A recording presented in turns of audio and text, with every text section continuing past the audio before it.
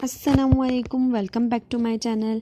आज की मेरी वीडियो बहुत ही मोटिवेशनल होने वाली है, जिसमें मैं आपको बताऊंगी कि किस तरीके से मैं घर से जो है लड्डू पीठी सेल कर रही हूँ।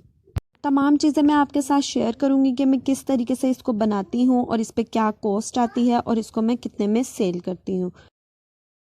लड्डू का साइज़ भी आपने देख लिया है कि मीडियम साइज़ का जो है मैं लड्डू तैयार करती हूँ। 1 दर्जन लड्डू पीठी का ये ऑर्डर था। उसके साथ मैं मूली और गाजर और इसकी स्पेशल जो चटनी है वो तैयार करती हूँ।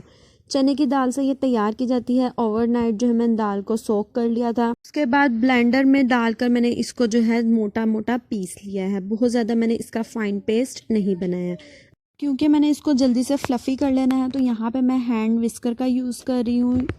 इलेक्ट्रिक बीटर है। इससे क्या करना है, अच्छे से मैं इसको मिक्स करती रहूँगी और इसको फ्लफ़ी होने तक मिक्स कर लेंगे। इसको आप विस्कर की मदद से भी कर सकते हैं। तकरीबन 20 से 25 मिनट आपको इसमें लगेंगे। यहाँ पे मैंने इसमें कुछ भी शामिल नहीं किया हुआ। दाल में सिर्फ नमक और थोड़ा सा ज़ीरा शामिल किया है। ऑयल हमारा बहुत ही हल्का सा गर्म है और दूसरी तरफ कटोरी में जो है वो गर्म पानी है, नीम गर्म पानी है। एक एक लड्डू डालते जाएंगे, पानी में चम्मच को डिप करते रहेंगे, फिर दोबारा से साफ़ कर लेंगे चम्मच को, क्योंकि हमारी दाल जो है वो थोड़ी सी भी वेस्ट नहीं होनी चाहिए।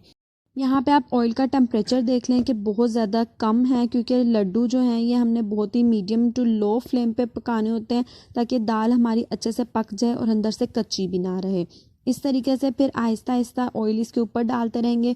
ऑयल डालने के बाद इसकी हम साइड चेंज कर लेंगे और इसको गोल्डन ब्राउन होने तक हम पका लेंगे। क्रिस्पी और क्रंची हमारे लड्डू तैयार हो जाएंगे।